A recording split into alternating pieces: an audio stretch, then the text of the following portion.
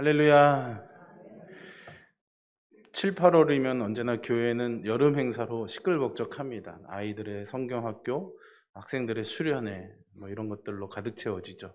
어린 시절 저의 그런 성경학교 수련회의 기억들도 많이 있지만은 밤에 이제 예배드리고 기도할 때에 선생님이 찾아와 주셔서 꼭 안아주시면서 기도해 주셨던, 뭔지는 잘 모르지만 그 따뜻한 품을 느끼게 되었을 때 뭔가 마음에서 뜨거운 그런 하나님의 사랑이 느껴졌던 그런 기억들이 참 많았던 것 같습니다.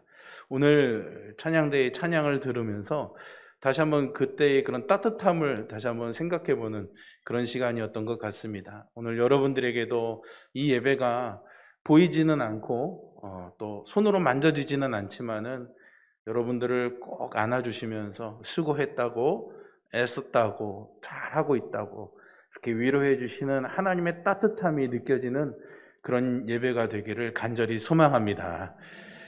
오늘은 제가 여러분들과 시편 80편의 말씀을 가지고 함께 말씀을 나눠보려고 합니다. 이 시편 80편은 이스라엘 공동체가 어떻게 보면 하나님에게서 멀어졌던 그런 위기의 순간, 그들이 하나님을 향해서 부르짖었던 공동체의 탄원시라고 말할 수가 있습니다. 1절에 보시면은요, 요셉이라는 이름이 언급되고 있고요. 2절에서는 북이스라엘의 주요 지파인 에브라임과 므낫세가 언급되고 있는 것을 보면은 이것은 남유다의 상황이 아니라 북이스라엘의 멸망이 이 시편의 배경이 되고 있음을 알 수 있습니다. 그런데 여러분, 성경을 보시면은 이 80편의 제목에 아삽의 시 이렇게 되어 있습니다.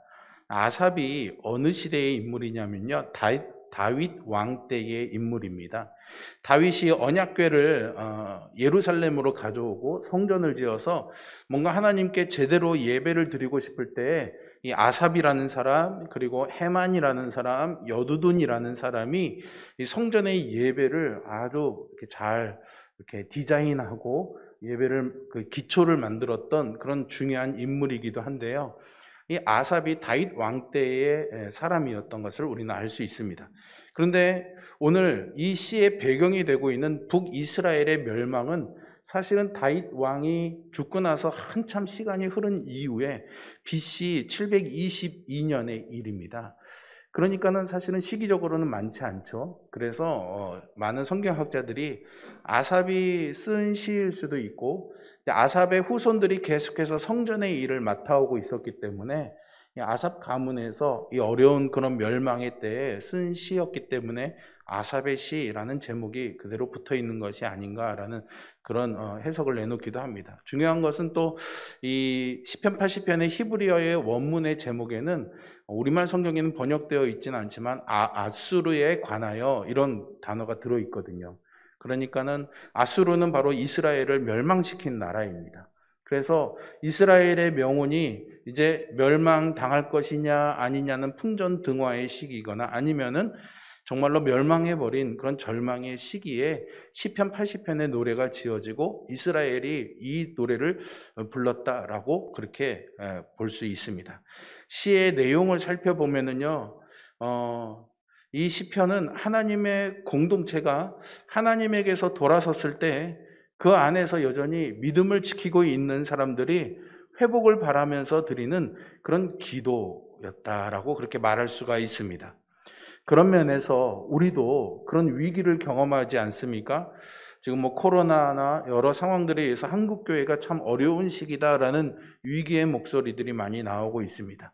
비단 큰 그림뿐만이 아니라 여러분들의 개인의 삶에서도 물론 행복하고 좋은 분들도 있겠지만 또 개인적인 신앙의 위기를 경험하고 있는 분들도 있으리라 생각이 됩니다. 그런 위기를 경험할 때 우리가 어떻게 하나님께 기도할 수 있는지, 하나님이 나를 외면하신 것 같고 나를 돌아보지 않고 버려진 것 같을 때 우리는 어떻게 하나님께 구할 수 있는지, 오늘 이 시편의 말씀을 통해서 우리가 교훈을 얻는, 또 은혜를 얻는, 위로와 힘을 얻는 그런 시간이 될 수 있기를 소망합니다. 오늘 시편 80편을 보면요, 3절과 7절과 19절에 똑같은 말씀이 반복구처럼 나오고 있습니다. 찬송가를 부를 때 1절, 2절, 3절 하고 후렴하는 것처럼 그렇게 되어 있죠. 물론 우리 개역개정 성경에는 똑같이 표현되어 있지는 않습니다. 앞에는 뭐 만군의 하나님, 하나님 이렇게 부르는 호칭은 조금 달라지지만은 히브리어 원문은 똑같습니다. 맨 앞에 부르는 하나님에 대한 호칭만 바뀔 뿐 문장은 그대로 반복되고 있습니다. 그래서 오늘 본문은 이 반복되는 이 세 구절을 기준으로 해서 세 개의 탄원, 하나님께 부르짖는 기도가 기록되어 있는 것이죠. 이 탄원의 내용은 사실은 다 같은 내용이긴 하지만 시간이 뒤로 점점 갈수록 하나님을 부르는 호칭과 그 탄원의 근거에 대한 서술도 길어지면서 뭔가 이렇게 감정이 격해지는 그런 감정이 고조되는 그런 시의 형식을 갖추고 있습니다. 하나하나 우리가 그것을 좀 살펴보려고 하는데요. 첫 번째 탄원에서 두드러지고 있는 것은 하나님에 대한 표현입니다. 1절에 보시면 요셉을 양떼같이 인도하시는 이스라엘의 목자여 귀를 기울이소서, 그룹 사이에 좌정하신 이여 빛을 비추소서라고 시를 시작합니다. 여기서 하나님을 이스라엘의 목자여 그룹 사이에 좌정하신 이여 이렇게 부르고 있습니다. 여기서 이스라엘의 목자라는 표현은 우리에겐 낯설지는 않습니다. 굉장히 성경에서 많이 본 것 같은 그런 느낌이 들지만 사실상 성경에서 이스라엘의 목자여라고 표현하는 구문은 이 시편 80편이 유일합니다. 하지만 많이 본 것 같은 느낌이 드는 것은 이와 비슷한 표현을 우리가 많이 보았기 때문이죠. 가장 유명한 것이 시편 23편이지 않습니까? 다윗은 시편 23편에서 하나님을 나의 목자입니다 라고 그렇게 부르면서 하나님께서 그를 인도해 주시고 소생시켜 주시고 또 안위하시기에 부족함이 없다고 그렇게 노래하고 있습니다. 이사야서나 에스겔서에서도 이런 이미지들을 자주 찾아볼 수가 있습니다. 당시에 이스라엘은 이 양을 치는 목양 문화가 발달해 있었기 때문에 어떻게 보면은 돌보고 돌봄을 받는 관계인 목자와 양의 관계가 하나님과 그의 백성에 대한 좋은 은유였을 것입니다. 오늘 시편의 시인인 아삽은 하나님께서 지금 멸망해 가는 아니면은 멸망해 버린 이 북이스라엘의 여전한 인도자이시면서 보호자이심을 그래서 궁극적인 목자이시라는 것을 기억하면서 이 기도를 들어달라고 호소하고 있는 것이죠. 그리고 그룹 사이에 좌정하신 이라는 표현은 왕권을 상징하는 겁니다. 여전히 하나님이 이스라엘의 목자이신 것처럼 여전히 하나님은 그들과 함께하고 계시고요. 주권자로 일하실 수 있는 분이시라는 것을 강조한 표현입니다. 아삽은 목자이신 하나님께 귀를 기울여서 자신들의 기도를 들어달라고, 또 왕이신 하나님께 그 영광을 우리에게 비춰달라고, 즉 기도에 응답해 주실 것을 구한다라고 할 수 있습니다. 이 호소가 더 명확해지는 것이 바로 2절의 말씀인데요. 에브라임과 베냐민과 므낫세 앞에서 주의 능력을 나타내사 우리를 구원하러 오소서라고 고백합니다. 지금 이 이스라엘에게 필요한 것은 지금의 상황에서 벗어나는 것입니다. 그것이 구원이고 그것을 위해서 필요한 것은 바로 강하신 하나님의 능력입니다. 자기들 힘으로 빠져나올 수 없으니, 자기들 힘으로 이 위기를 넘어갈 수 없으니 강하신 하나님이 자기들을 도우셔야 한다라는 거죠. 여러분, 이 기도는 마치 잠자고 있는 용사를 깨우고 있는 것과도 같습니다. 예수님이 제자들과 배를 타고 갈릴리 바다를 건너가실 때 큰 풍랑이 일어 뱃머리에서 주무실 때 제자들이 다급해서 예수님을 깨울 때의 모습과도 비슷한 거죠. 이들이 하나님이 구원하신다라는 이 하나님의 능력에 대한 의심은 추호도 없습니다. 다만 하나님 지금 가만히 계시지 말고 지금 우리를 도와주세요. 지금 우리를 구원해 주세요. 호소하고 있는 것이죠. 여기까지의 기도를 보면요, 하나님의 어떠하심의 기초에서 호소하고 있다는 것을 볼 수 있습니다. 인도하시는 하나님이시고요, 다스리는 하나님이시죠. 그 능력 많으신 하나님께 그들이 호소하고 있는 것입니다. 비록 북이스라엘이 우상 숭배하고 하나님을 배반하고 심판을 받고는 있지만은 그렇다고 해서 하나님이 변하신 것은 아니죠. 하나님은 여전히 그대로 계신 분입니다. 그래서 그들이 궁극적으로 구하는 것이 3절의 말씀입니다. 하나님이여 우리를 돌이키시고 주의 얼굴 빛을 비추사 우리가 구원을 얻게 하소서. 여기서 얼굴을 비추신다라는 이 말은 은혜를 베푸시는 것을 의미합니다. 지금 하나님께서 이들에게 얼굴빛을 비춰주시고 그들을 도우셔야 되는 상황이라는 거죠. 하지만 이런 간구가 있는 것을 보면 그들은 지금 하나님의 얼굴빛을 보고 있지 못하는 상황인 겁니다. 하나님의 은혜를 경험하고 있지 못하는 거죠. 하나님의 능력이 자기들과 있지 않다고 절박한 심정을 갖고 있는 겁니다. 그래서 이 상황을 보면서 어떤 사람들은 이제 하나님이 우리를 인도하시지 않는다고, 하나님이 우리를 구원하시지 않을 거라고 절망 어린 자조의 목소리를 내기도 합니다. 아니면은 하나님께 구해봐야 소용없으니 애굽의 신이라도 가나안의 신이라도 붙잡아야 되는 거 아니냐, 그렇게 주장하는 사람들도 있었던 거죠. 실제로요, 유다의 왕이었던, 남유다의 왕이었던 히스기야가 이런 북이스라엘 사람들에게 사람을 보내서 하나님께 돌아오라고, 그래서 유월절도 잘 지키고 회개하고 돌이켜서 하나님의 자비하심을 경험하라고 그렇게 촉구합니다. 이에 대한 에브라임과 므낫세의 반응은요, 조롱과 비웃음이었습니다. 그들은요, 하나님께 돌아올 생각이 없었습니다. 따라서 하나님의 자비하심도 필요하지 않았던 거죠. 따라서 그들은 회개하지 않았고 회복도 경험할 수가 없었던 겁니다. 하지만 몇몇 사람은 겸손한 마음으로 이 히스기야의 부름에 응답합니다. 그들은 남아있던 유다 사람들과 함께 이렇게 구했을 것입니다. 하나님이여, 우리를 돌이키시고 주의 얼굴빛을 비추사 우리가 구원을 얻게 하소서라고 말이죠. 참된 믿음을 가진 사람들은 그런 어려운 위기의 상황에서 언제나 하나님께 구하는 사람입니다. 하나님만이 능력 많으신 우리의 목자이시며 왕이시기 때문이죠. 예레미야도요, 유다가 멸망한 상황에서요, 이렇게 기도합니다. 여호와여, 우리를 주께 돌이키소서.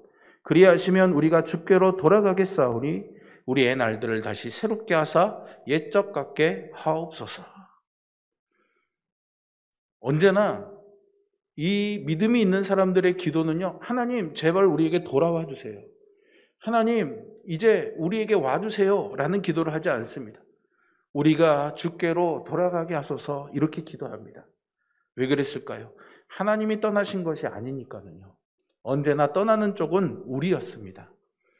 예수님이 비유로 말씀해 주신 아들을 기다리는 아버지의 비유, 탕자의 비유 기억하시죠? 거기에서도 떠난 것은 아버지가 아니라 아들이었습니다. 아들이 떠났고 아버지는 떠난 아들을 기다리고 있었던 거죠. 이제 그 아들이 돌아오기만 하면 아버지는 받아줄 준비가 되어 있었습니다. 그래서 다시 아버지의 즐거움에 참여해서 아버지의 인도와 보호 아래 살아갈 수가 있었던 것이죠. 그래서 아삽의 기도는요, 우리를 돌이키시고입니다. 이것은 이전의 상황으로 다시 회복된다라는 의미도 있지만 그 과정에 필요한 회개를 의미하기도 합니다. 회복을 원하는 우리는 그래서 회개도 원해야 되는 겁니다. 우리의 죄 씻음이 필요한 거죠. 그냥 단순히 아무런 과정 없이 상황만 좋아지기를 바라는 것이 아니라 하나님 앞에 우리의 죄를 토설하고 고백하고 그 고통 가운데 하나님께 부르짖는 회개의 과정이 필요한 것입니다. 그리고 그 과정도 역시 하나님의 은혜가 있어야 되는 것입니다. 걷잡을 수 없는 이 세상의 파도가 너무나 큽니다. 그 파도 앞에 사회도 무너지기도 하고 교회도 무너지기도 하고 개인의 삶도 무너지기도 하죠. 설령 우리가 그러한 일을 경험한다고 할지라도 하나님에 대한 믿음이 남아있다면 우리는 이와 같이 기도할 수 있습니다. 하나님이 변하시지 않기 때문입니다. 그래서 우리가 하나님의 어떠하심을 기억하면서 호소하는 것, 그것이 우리가 회복을 위해서 가장 먼저 할 수 있는 일이라는 것을 배울 수 있습니다. 두 번째 탄원은 이 앞의 탄원과는 조금 분위기가 달라집니다. 먼저 아삽은 지금의 모든 상황이 하나님께서 하신 일의 결과임을 말하는데요. 4절을 보실까요? 만군의 하나님 여호와여, 주의 백성의 기도에 대하여 어느 때까지 노하시리까? 만군의 하나님 여호와라는 표현을 쓰고 있죠. 이것은 하나님의 백성에게는요, 큰 힘이 되는 표현입니다. 능력의 하나님이 우리의 하나님이시다라는 의미가 담겨져 있기 때문이죠. 어린 시절에 아이들이 싸울 때 우리 아빠 태권도 4단이야 임마 막 그러는 거 있지 않습니까?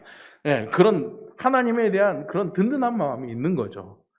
따라서 하나님께서 우리의 기도를 들어주시고 하나님의 노하심은요, 우리의 대적을 향하는 것을 우리는 믿습니다.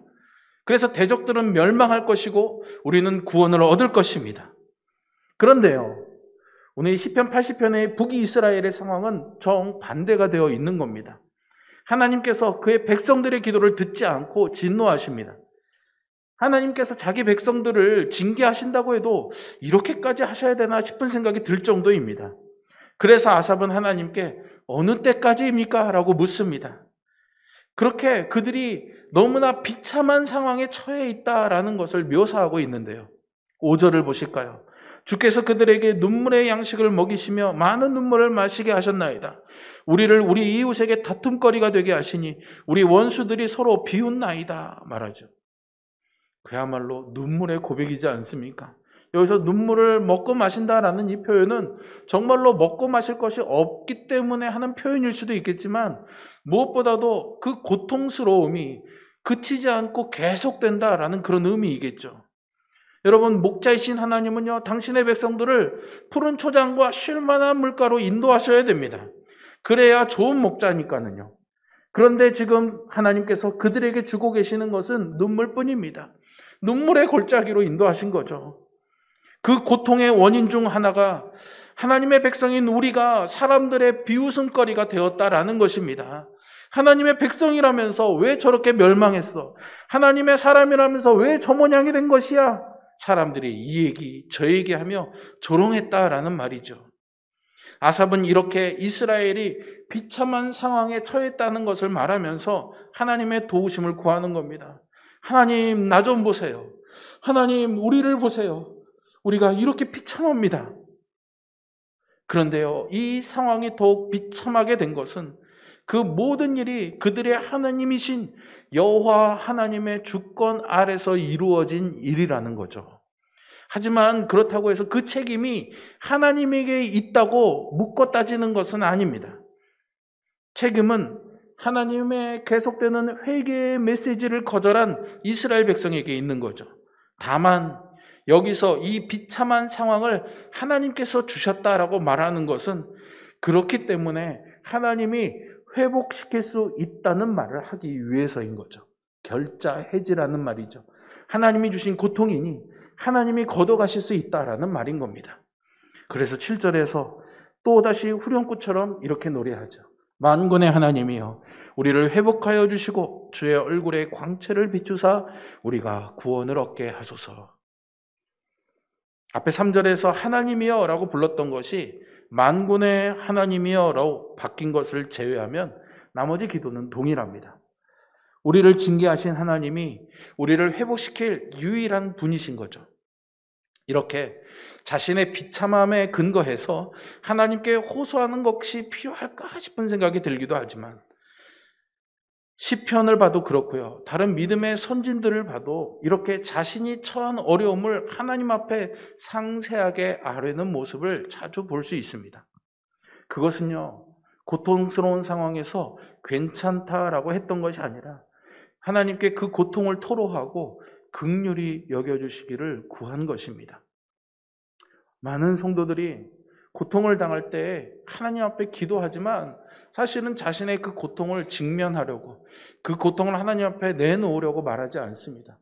그저 속으로만 삼키며 그냥 그것을 마음으로만 삼키며 그저 하나님께는 도와주세요.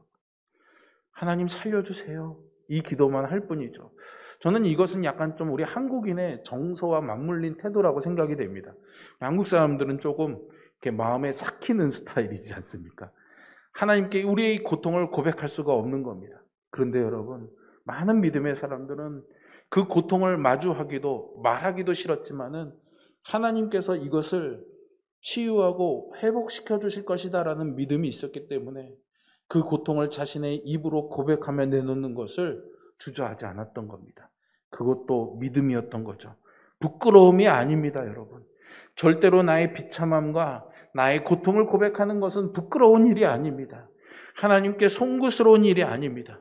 그것은 우리가 하나님을 신뢰한다면, 하나님의 능력을 믿는다면 당연히 해야 될 일인 것이죠. 신약에 예수님께 나왔던 많은 사람들이 그랬습니다.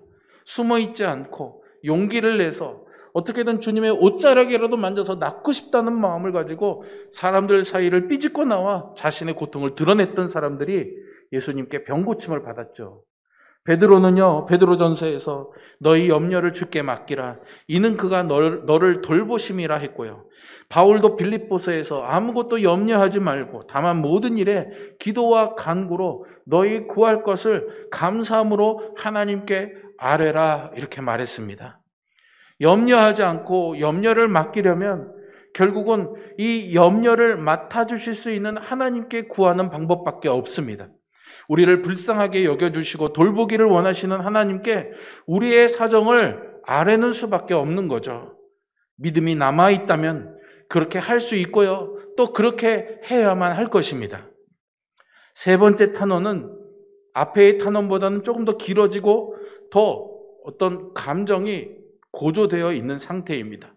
아삽은요, 포도나무의 비유를 들어서 하나님께서 과거에 어떻게 하셨는지, 지금은 어떻게 하고 계시는지를 말하고 하나님의 약속을 기억하면서 은혜 주시기를 구하고 있습니다. 먼저 하나님께서 과거에 그들에게 베푸신 은혜를 말하죠. 본문의 8절부터 11절입니다. 이 사이에서 아삽은 하나님께서 그들을 위해서 수고하셨다라는 것을 강조하고 있습니다. 주께서 한 포도나무를 애굽에서 가져다가 민족들을 쫓아내시고 그것을 심으셨나이다. 주께서 그 앞서 가꾸셨으므로 그 뿌리가 깊이 박혀서 땅에 가득하며 그 그늘이 산들을 가리고 그 가지는 하나님의 백향목 같으며 그 가지가 바닥까지 뻗고 넝쿨이 강까지 미쳤거늘. 아멘. 이 말씀을 잘 읽어보면 우리는 어떤 장면인지 머리에 금방 떠올릴 수 있습니다. 하나님께서 이스라엘을 애굽에서 구원해내시고 가나안 땅에 정착해서 번성하며 살아가게 하신 일을 말하고 있는 거죠. 출애굽, 광야 생활, 가나안 정복은 하나님께서 특별히 이스라엘에게 역사하셨던 그런 기간입니다. 그러한 하나님의 수고의 결과로 이스라엘은 가나안 땅에서 크게 번성할 수가 있었죠. 그들의 영토는 지중해와 유브라데 강까지 이르렀습니다. 하나님께서 그들에게 약속하신 대로 이루어진 것이죠. 특히 다윗과 솔로몬 시대를 생각해 보면 그런 이스라엘의 번영은 절정을 이루었습니다. 사실 이것은 너무나 당연한 일이었습니다. 하나님의 소유인 하나님의 백성은 그런 은혜를 누려야 했고요. 이방 민족들은 그런 하나님의 백성을 보면서 하나님께로 돌아오게 되는 것이 바로 하나님의 계획이었기 때문이거든요. 하지만요, 모든 것들이 변해버리고 말았습니다. 하나님의 백성이 하나님이 그들에게 행하신 일을 잊어버리고 하나님의 언약을 배반하고 율법에 순종하지 않았을 때 모든 상황들이 달라진 거죠. 그것을 오늘 시인은 12절과 13절에서 이렇게 표현합니다. 주께서 어찌하여 그 담을 허시사 길을 지나가는 모든 이들이 그것을 따게 하셨나이까. 숲속의 멧돼지들이 상해하며 들짐승들이 먹나이다. 담을 허셨다고. 이 담을 허셨다는 것은 더 이상 포도나무를 돌보거나 보호하지 않는다는 의미이겠죠. 그러니 지나다니는 사람들이 마음대로 이 포도나무를 약탈했습니다. 더 나아가서는 멧돼지와 들짐승마저도 그것을 먹었던 거죠.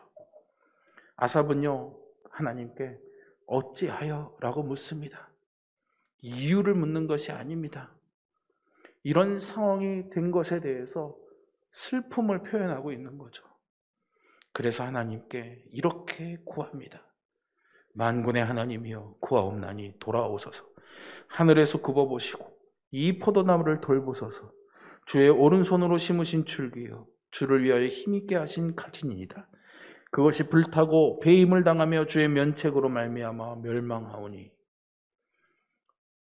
여러분, 아삽이 이렇게 기도하는 그 절절한 심정이 느껴지십니까? 애절한 그 마음이 느껴지십니까? 그는 자신이 할 수 있는 최선을 다해서 심판하시는 그 하나님의 마음을 돌이키고자 애씁니다. 하나님께 지금 들짐승과 같은 이방인들에게 유린당하는 이스라엘이 누구인지 생각해 보시라고 강권하고 있는 것이죠. 하나님의 오른손으로 심으시고 하나님을 위하여 힘있게 하신 가지가 바로 그들이었습니다. 특히 여기 가지라는 표현은요, 아들로도 번역할 수 있는 단어라고 합니다. 그렇게 하나님께서 친밀하고 정성껏 가꿔온 이스라엘이 불타고 베이고 하나님의 심판으로 인해 멸망할 수 있는 상황이라는 거죠. 아니, 멸망한 상황이라고 할 수도 있을 것입니다. 아삽은 마치 하나님께요, 하나님, 정말 이렇게 이스라엘이 망하게 내버려 두실 겁니까? 라고 묻는 것 같습니다. 그리고 당연히 그렇지 않으실 터이니 이제는 그 마음을 돌이켜서 이제라도 이스라엘을 도와달라고 구하는 거죠. 여러분, 이스라엘에게 지금 가장 필요한 것이 바로 하나님의 은혜였기 때문입니다.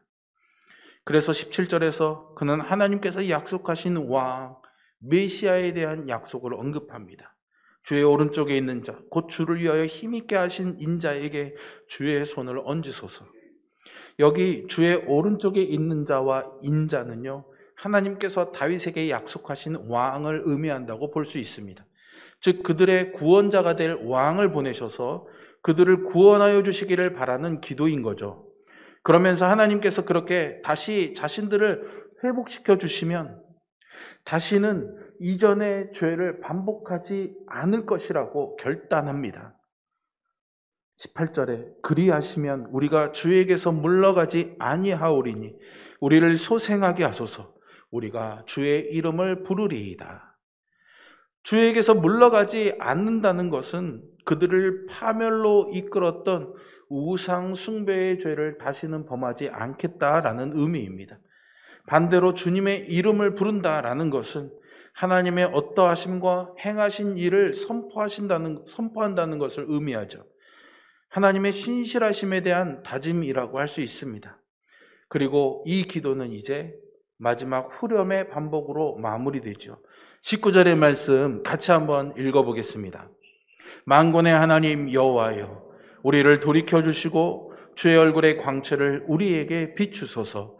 우리가 구원을 얻으리이다. 아멘.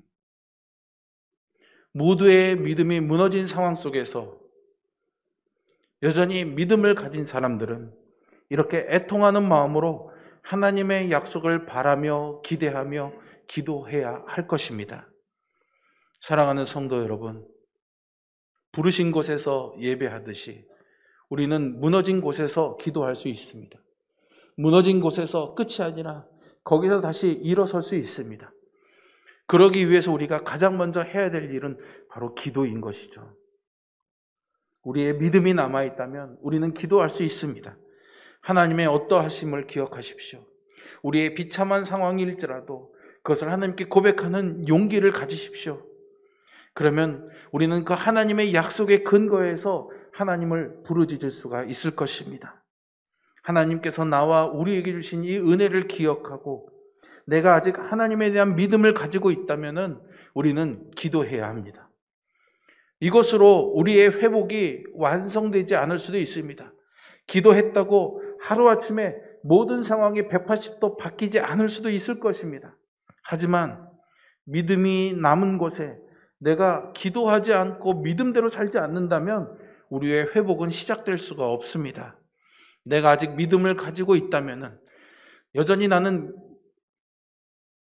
회복할 수 있는 위치에 있는 것입니다. 하나님께서 여러분들을 회복하기를 바라고 계십니다. 또 그렇게 원하시는 하나님께 우리가 기도할 수 있다면, 그의 말씀에 합당한 삶을 우리가 살아갈 수 있다면 하나님은 다시 한번 우리의 삶에 은혜를 주실 줄로 믿습니다. 우리에게 당신의 얼굴빛을 비춰주시고 나를 구원하여 주시옵소서. 이 기도를 하나님께 드리며 회복의 은혜를 누리는 우리 모두가 되기를 주님의 이름으로 축복합니다. 기도하겠습니다.